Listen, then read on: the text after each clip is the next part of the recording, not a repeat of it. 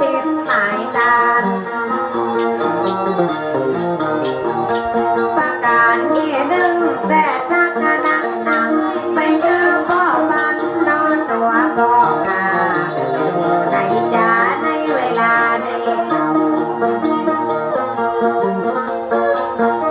ประกาศที่สองหาในบ่เมืองว่าบ่น้อยเวียนน้อยเวียนยาเจ้าว่าบ่น้อยเวียนในวันนี้เราว่าหลอนบ่เจ้ามาเอาของการขอบคุณนะปลวกเด้อกระเป๋าพี่จันว่าพุทธรักษา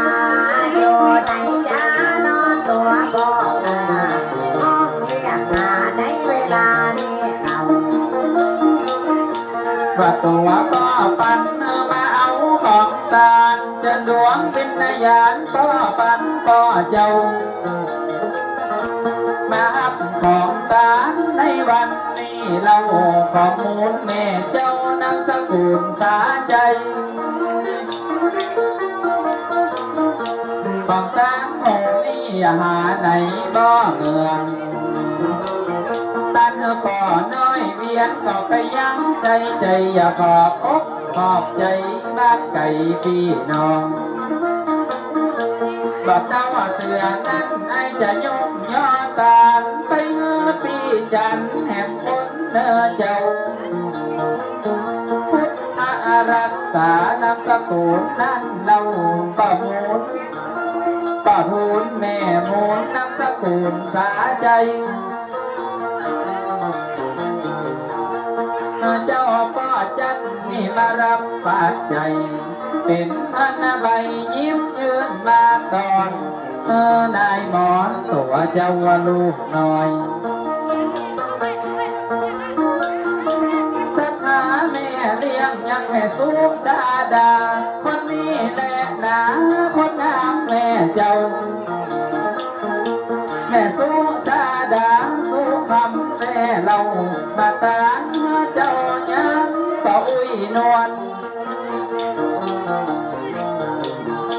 ว่าเชิญแม่แก้วให้จะขอรบกวนพ่ออุ้ยนวลอูกันแน่นแน่นกับแม่อุ้ยแก้วมาเอานั่นแต่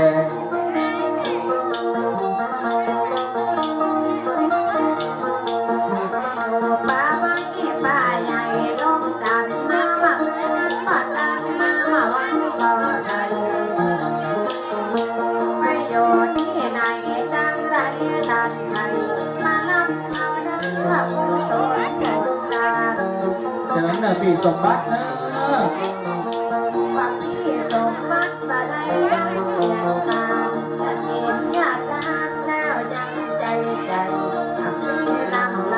กันไปเจ้าเจ้าของตานี่มาโมมาหังมาเก็บมาการโจนใดของได้กินละหอมได้ใจเป็นหอนตั้งใจจี้จ้องบองตั้งไปอยู่จันฟ้าแล้วยังตาวัน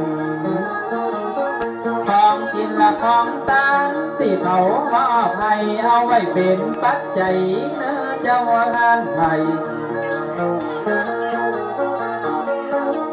ว่าก็บุญเลือยังใจมงคลอย่าสร้างผู้ตนแล้วเนื้อพ่อเจ้าจะกินจะตามในวันนี้เราลูกเต่าชื่อว่าพร้อมพงษ์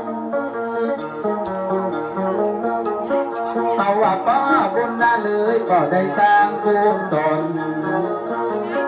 เมื่อลูกพร้อมพงษ์ใช้มงคลเจ้ามากลับคืนมาเอาของทานเดี๋ยวนี้ว่าพ่อเลี้ยงจิตกับแม่เลี้ยงบิน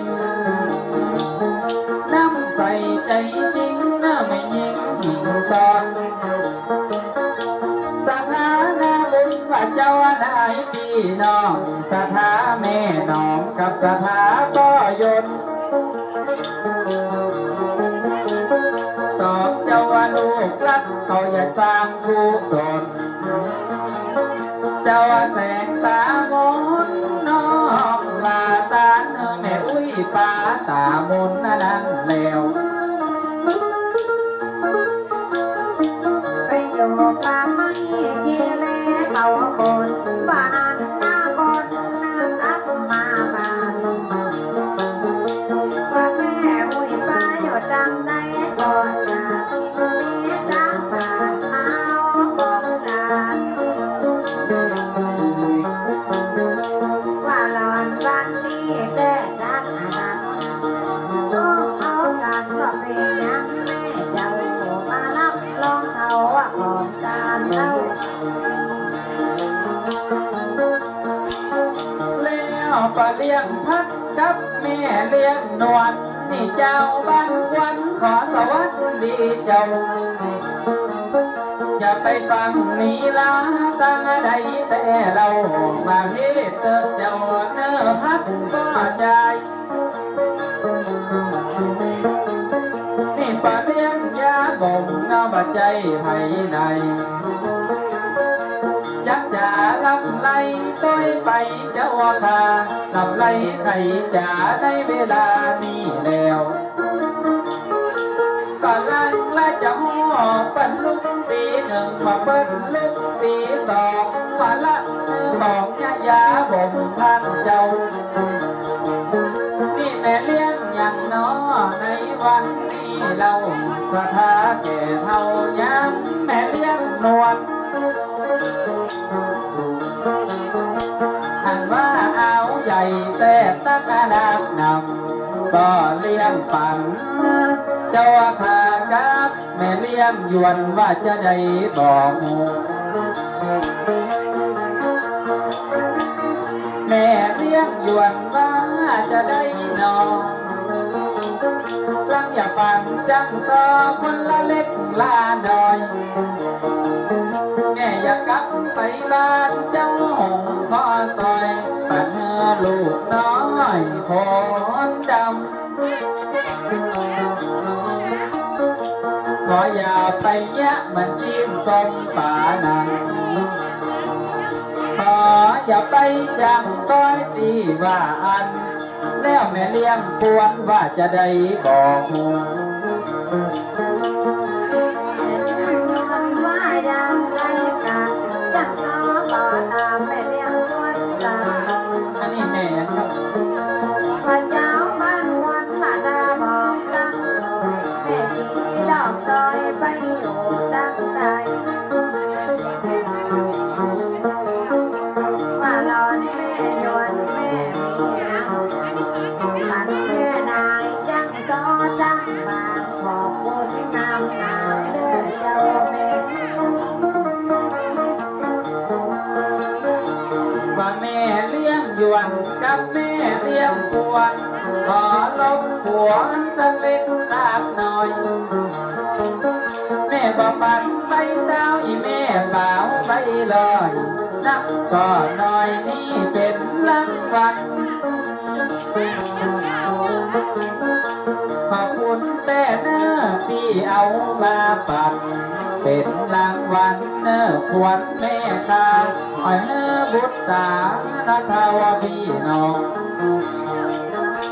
อันนี้รางวัลเป็นของแม่มี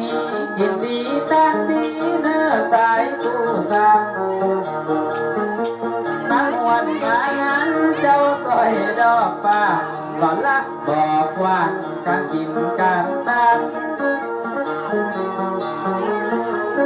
เขาว่าพ่อเลี้ยงพัดก้อยได้ไผ่จานจากแล้วว่าไข่การเอาใหญ่ว่าอันจะยืนย่อตามเมื่อจังต่อจังจอย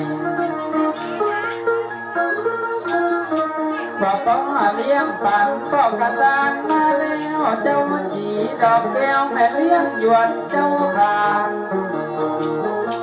อายุมีค่ายังนิ่มเทียงมันแม่อย่าไปที่ไหน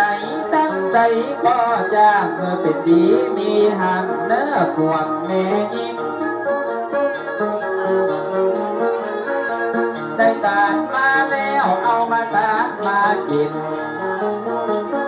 ต่อยสายลิงทิ้งยังแม่ยิงหิงซ้อน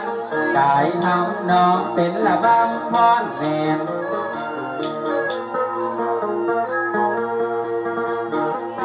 พรกำนองขอบคุณนะครับเนิดรางวัลจากแม่เลี้ยงมี